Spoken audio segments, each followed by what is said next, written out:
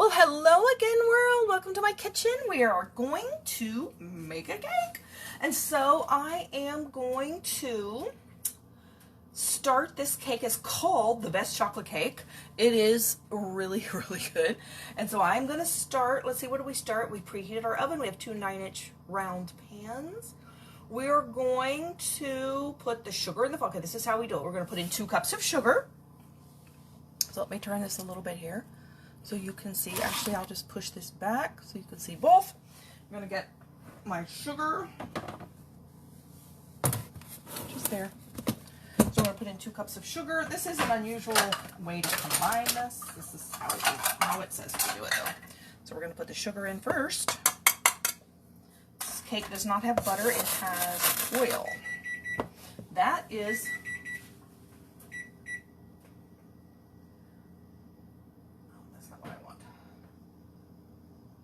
turn that off. There we go. Hold on a second here. That's what I want right there. I've got to mix something here together real quick for 15 seconds. Yep, just 15 seconds. All I need. Just give me the 15 seconds. So that beeps. Okay, there we go. So what I am making is a cup of very strong coffee, because it goes in this cake recipe. So now I'm going to put that. I never make coffee because I hate coffee, but we have to make it for this recipe. I'm going to put it in the freezer for a minute, hoping, ooh, I don't know if I can do that with this pan. I was just going to put it in the freezer in the pan. There we go. Didn't want to go. I'm going to chill it just a little bit. Okay, so here, let's do our 2 cups of sugar. A knife to level it out. So I am making the entire cake recipe today. Usually I do half, so we're gonna have half of it tomorrow. Me, Mom, and Dad, we're gonna have half of it tomorrow, and then I'm gonna have the other half on my birthday. So that way I do not have to make a cake on my birthday. It will be done. We'll put it in the freezer and save it. Hello, Miss Gwenny. I think she knows I had out the milk because she's gonna have to wait there. They're in the milk begging mode right now. Okay, so I'm gonna do 2 cups of flour, sugar rather, 2 cups of sugar, 1 3/4 of a cup of all-purpose flour. This is just plain flour. Let me get my 1 cup. Here's my 1 cup measure. And this is almost empty, so let me try to dump that in my 1 cup. It really is. I think that's a cup. Let's see how that does. Let me level it with the knife here.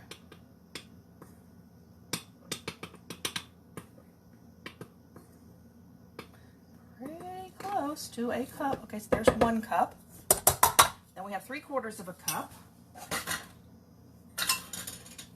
which is, there's actually 3/4 of a cup measuring cup in this set. So let me put a little bit left that's in there. Then let me open up my new one. Yeah, I am so making a mess. Okay, let me fill that up with this one now. Dump my new bag into my holder. And this cup. Okay. 1 3/4 cups of all-purpose flour. Alright, bring my knife back again. Flatten this one out. Level it off. There we go. There's 1 3/4 cups. And let me quickly dump of this flour in my container just so I have that put away. Get that done. There's that.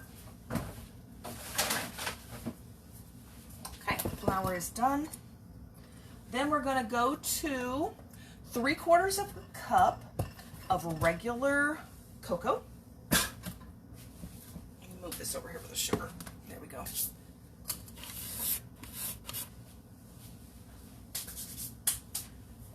I am going to put down a napkin for that because I always make a mess with cocoa. 3/4 of a cup of regular cocoa.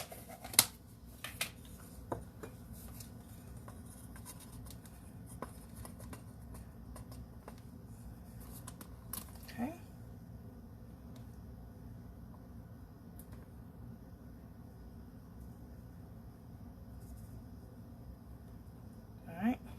getting close.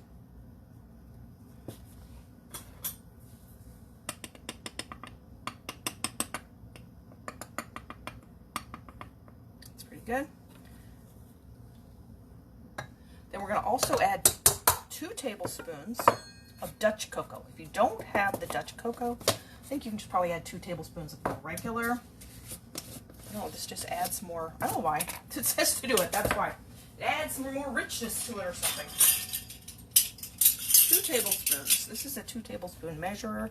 Sometimes this is like a more reddish looking cocoa. It's just processed differently somehow. Okay. There's Dutch process. Cocoa. All right, now it says the sugar, flour, cocoa, baking soda, baking powder, and salt. Okay, baking soda, we need 2 teaspoons.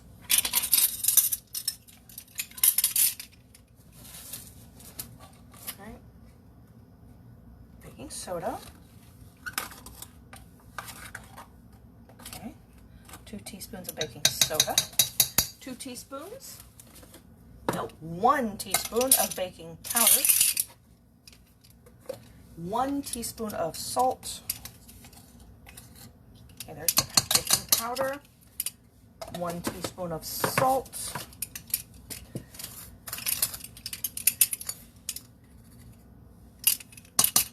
Okay. Then we're going to mix all that together. Dry. This is like a dry mix with the sugar in it. Sugar is actually normally considered a wet ingredient because it dissolves, but the way this works, it's not. So it's a different recipe. We're just mixing dry ingredients. Okay, so then now that we have those, you're going to add your eggs, buttermilk, coffee, oil, and vanilla. Beat on medium speed for about 2 minutes. The batter will be thin. Okay, so I'm going, now I don't have buttermilk, so if you don't have buttermilk, just add a teaspoon of white vinegar or lemon juice to a measuring cup.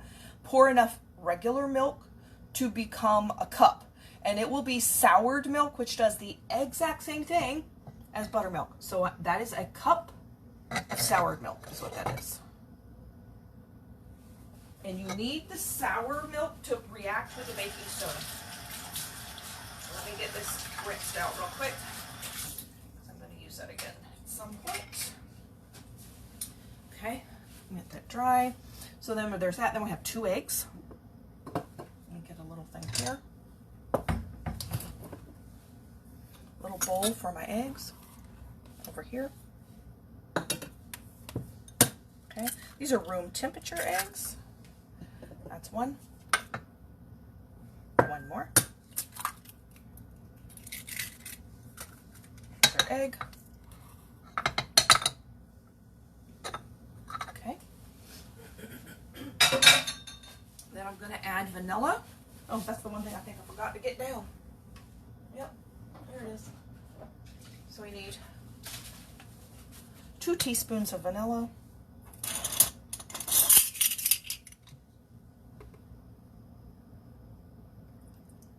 This is probably the best chocolate cake recipe I have found so far.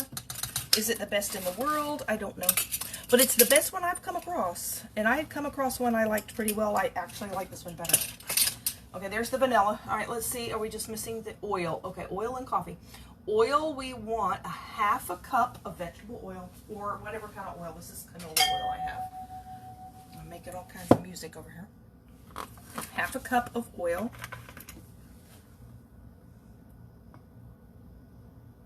Okay, I'm going to mix this a little bit before I put in that coffee because the coffee is still a little warm and I don't want to make cooked eggs.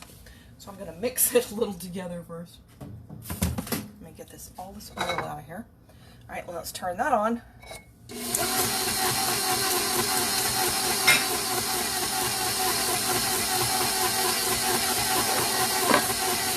that going a little so those eggs break up.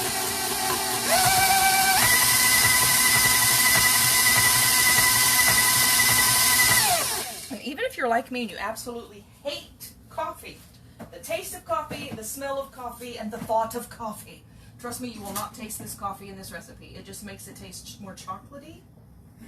And it took everything I possessed to actually make myself put this in it to try it. It makes it really good. So here's a strong, 1 cup of strong black coffee that I have cooled for a few minutes. I am going to turn this on because it's probably not that cold. Okay, I don't want to cook any eggs.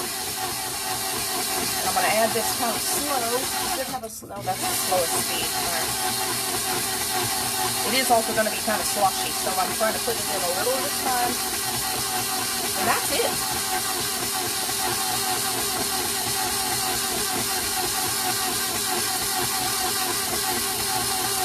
And this takes 2 9-inch pans or an 11 or 13. Okay, there's all the coffee.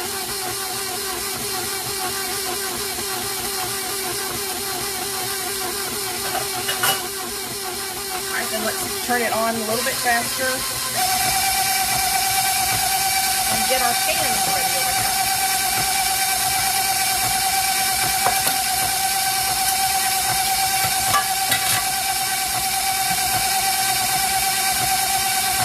Spray these real quick.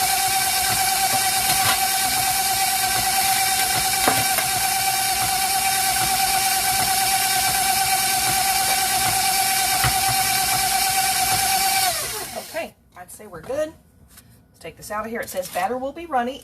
They're right, it's runny. Very, very runny. Oops, I'm also making a little mess over here.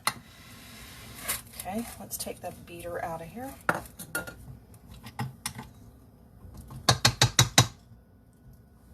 And the bowl. It's full of bubbles. So yummy. Okay, let's make sure I didn't forget anything. Sugar, flour, cocoa, Dutch process, baking soda, baking powder, salt, eggs, buttermilk, or sour milk, coffee, vegetable oil, and vanilla. Okay, that's it.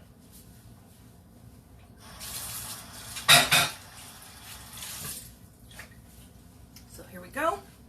Let's tap the bowl a little bit to get out of there. The bubbles out. Here's where we're going over here. So I'm going to just take since it's so runny, I'm just using any size, whatever you want. This is the 3/4 cup measuring cup I have. And I'm going to divide them into these pans. And I have one that I have lined, this one on the right, with parchment paper, so I can, it's actually dry wax paper. So I can easily take that one out, and I'm going to put that in the freezer and use that for my birthday. So I can actually like put it on a pretty plate for birthday. But this other one for tomorrow, I'm just going to leave it in the pan. So I didn't, we'll just, serve it from the pan. So I purposely didn't put any paper in the bottom because I'm not really going to remove it. So if you're going to remove it from the pan, you want to line your pan with some parchment paper or wax paper. Okay. Pretty good here. I'm just doing this to try to get them even. And you can make this a layer cake pan if you want, but I'm just serving them at 2 different times. So it's a really good option if you're alone or there's only 2 or 3 people and you don't want a ton of cake. Just make half a cake. 1 layer, save the other. You can just make half of it. Oh, that's so yummy. Or make the whole cake like I'm doing and freeze half of it for later. You can ice it, but you don't have to ice it. You can just freeze it. Iced or uniced, you can freeze it. Okay. Let me put the rest of it in here. Just scraping down my bowl. Okay, so we're going to cook this at 350 degrees. For this size pan, these 2 round ones, let's see. The round ones are 30 to 35 minutes. It's 35 to 40 if you're using the rectangular 9x13 pan. So it's 5 more minutes if you're using the other pan. Okay. Ooh, I just dropped chocolate on my toe. Oops. And trust me, I'm not going to lick it off my toe. Let me clean up my toe. It's going to be a little sticky. Okay, so what I would do here at this point, oh, come on. It's between my toes. Cat's going to want to lick my toes. There we go. Oh, off between my toes. Hello, Miss Gwenny. They're wanting their drop of milk. Okay. So we do that. Smack it on the table to get rid of the bubbles so you don't get air bubbles in it in the middle of your cake. And look at that. Ooh, yummy. Okay, so we're going to put that in here. Set it for 30 minutes and then we'll check it. And there we go. Cake for tomorrow and pre-made birthday cake. Oh yeah. Oh, tipping that over. Okay, I hope you have a very blessed day. Thank you for watching. Good night.